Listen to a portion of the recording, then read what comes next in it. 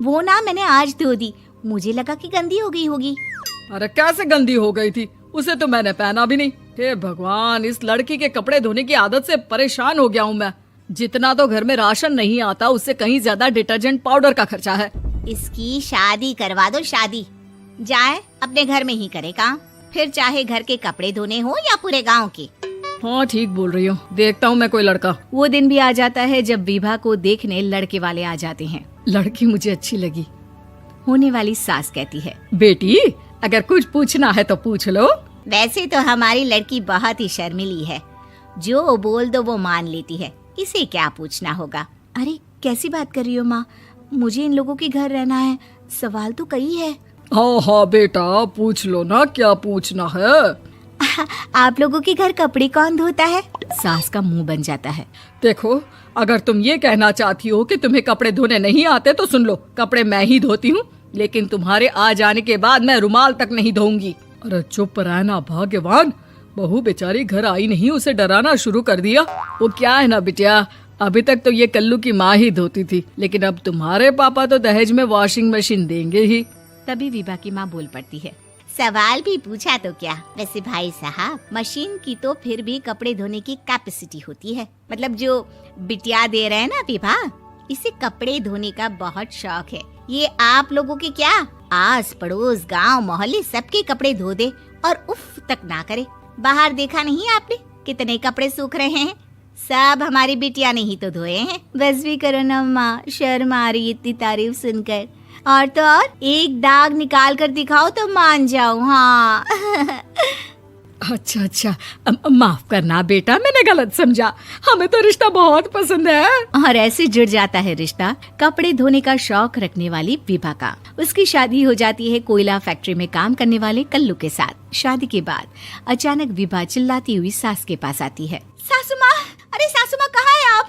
ये तो धोखा है, धोखा दिया आप लोगों ने मुझे। इसे ससुर के चक्कर के बारे में पता चल गया। अरे तो उसमें तुझे क्यों धोखा मिला है? अरे नल में पानी नहीं आता, कपड़े कैसे कब धुलेंगे?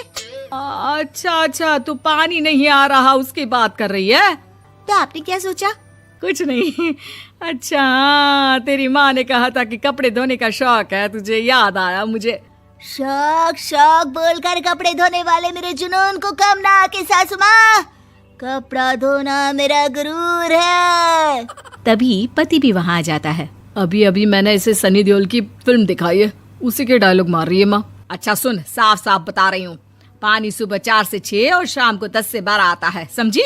विभा टाइमिंग सुनकर हैरान हो जाती है। ये क्या भूतों का मोहल्ला है? सुबह 4 बजे उठकर कौन कपड़े धोता है? 4 बजे टंकी में पानी जाता है, फिर सारा दिन धोना ना, किसने मना किया?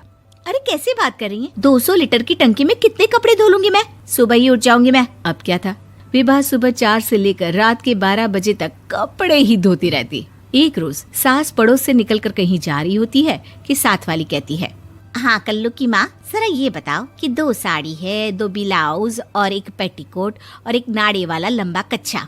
हाँ तो? अरे तो क्या, कितना लोगी धुलाई ये बताओ। धोबन दिख रहे हैं हम क्या?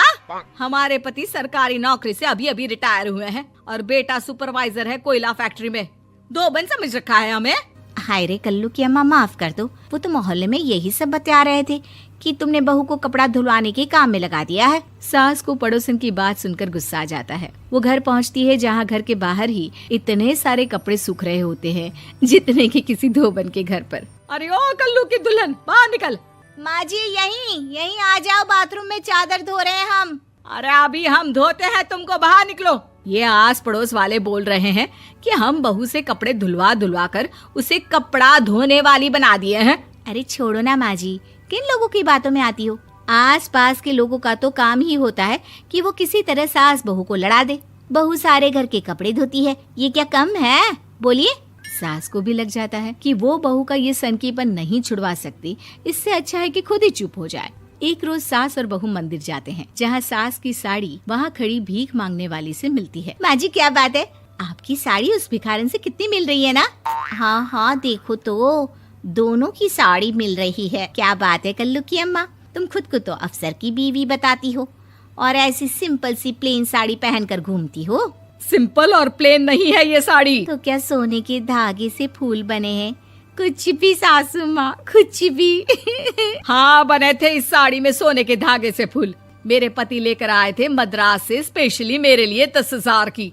ताहे भाई साहब इस भिखारन के लिए भी सेम टू सेम साड़ी लेकर आए होंगे 10,000 की।